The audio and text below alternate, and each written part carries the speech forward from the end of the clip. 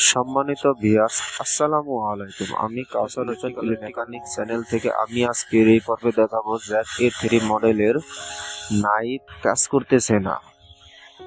আমার নাইফের option programme থেকে on করা আছে, তারপরে কাজ করতেছে না। এখন আমি আপনাদের অফ করে দেখাবো, দেখেন।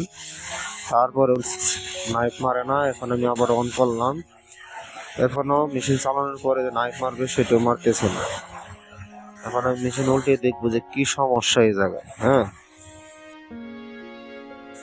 আমি এখন দেখতে পাইলাম যে সিজারের ক্যাম্প টাইমিং ঠিক না, বা নাইফের যে ক্যাম্প টাইমিং সেটির যে রডটা রয়েছে এটি ঠিক না, এটি মেজারমেন্টটা সরে গেছে।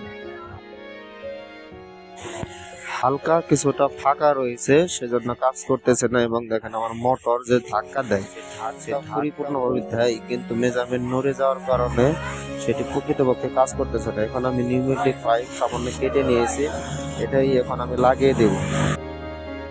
আমি যদি এখন ডান পাশে এই পাইপটি লাগিয়ে দিই, সেক্ষেত্রে বাম পাশে হালকা একটু আসবে। আমার এই পদ্ধতিটা হচ্ছে ওয়ান টাইম পদ্ধতি। যদি আপনাদের কোনো প্রোডাকশন সাইট থাকে, তাড়াহুড়া থাকে, তাহলে এইভাবে নিউমেটিক পাইপ লাগিয়ে নেবেন। আর যদি সময় থাকে প্রকৃতপক্ষে, তাহলে এইভাবে সুন্দরভাবে এলকে দিয়ে নাটটি সরিয়ে নেবেন। ক্যাম্পটাইমের যে রডটা রয়েছে সেটি আর আমার ওই রড হালকা অল্প পরিমাণ 1 মিলি পরিমাণ ফাঁকা থাকবে। বেশি ফাঁকা ছিল আগে, সেজন্য আমার কাজ করে নাই। এখন দেখেন আমার নাইফ মারতেছে, ওইটা লাগানোর পরে এখন আমার নাইফ মারতেছে, সুন্দর মতো নাইফ মারতেছে।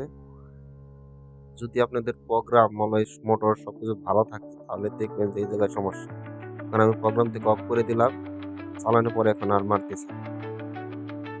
আবার আমি অন করে দিব, এখন আবার নাইফের সিজার মারতেছে। সো গাইস, এভাবে আপনারা মেশিন ঠিক করবেন। আমার ভিডিও যদি ভালো